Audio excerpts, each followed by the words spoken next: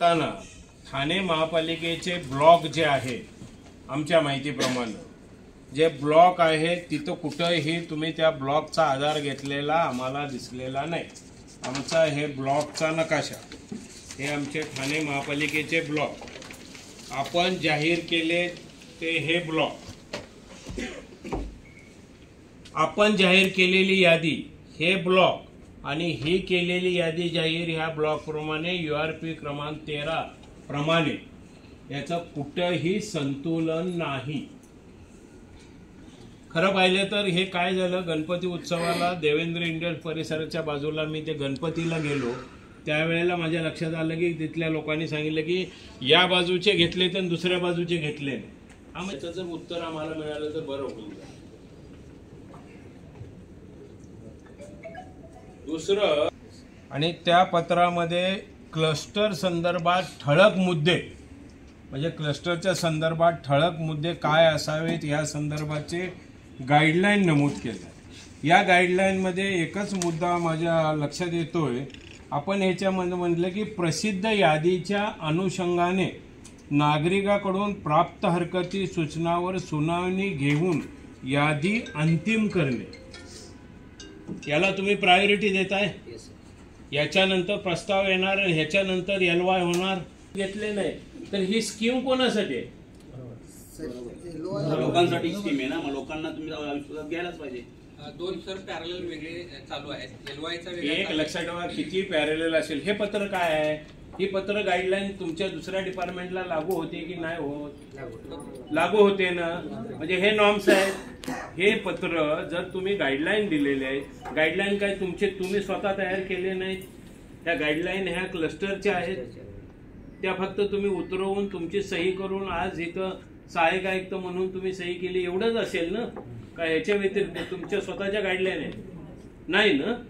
असतील तर तसं सांगा, उगाच कायदा तुमचा असेल तर। म्हणजे इथं URS 1, 2, 3, 4 चे आणि हे URS 1 चे, हे URS 1 च्या याद्या काढा आणि URS 1, आता तुम्ही URS 1 कुठे जाहीर केलाय? ज्याला NA8 म्हणतात, जो शास्त्रीनगरचा भाग येतो, शास्त्रीनगरचा भाग येतो तो महापालिकेच्या ब्लॉक प्रमाणे 77 मध्ये येतो। आता तुम्ही इथं NA8 टाकलंय तर शास्त्रीनगर मधले तुम्ही किती लोक तुम्ही पात्रता यादी बघितली, किती लोकांचे बायोमेट्रिक केले? डवले नगर तुमचा भाग असेल, देवेंद्र इंडस्ट्रियल परिसर असेल, तुम्ही शाळेपासून पलीकडचा भाग घेतलेलाच नाही। म्हणजे त्याच्यामध्ये जी तफावत, आम्ही अगदी पूर्ण तयारीनिशी आहोत। आणि तुम्हाला एक पण सांगतो, लोकमान्य शास्त्रीनगरची किमान 28 ते 29 हजार घरं आहे। किती? 28 ते 29 हजार घरं। आणि तुम्ही जे काढलेलं आहे याच्यामध्ये ती मला वाटतं तुमची जी यादी आहे ही URS मध्ये जी जाहीर केली, जे पात्रता यादीसाठी जाहीर केली ती यादी आणि ऍक्च्युअली असणारी यादीमध्ये जमीन आसमानचा फरक। आणि मला सांगा, एक नॉर्म्स असतात, ज्या वेळेला एक पत्र काढलं जातं, एखादा अधिकारी पत्र काढतो, जर ते अधिकारी सांगतात की योजना अंमलबजावण्याची कार्यपद्धत, योजनेची अंमलबजावणी करण्याची कार्यपद्धती, त्याच्यामध्ये काय तुम्ही म्हणला, प्रथमतः नागरी पुनर्वसन योजनेची हद्दी अधिसूचित करण्यात येईल, ती केली, त्याला URP क्रमांक 13 म्हणतो आम्ही।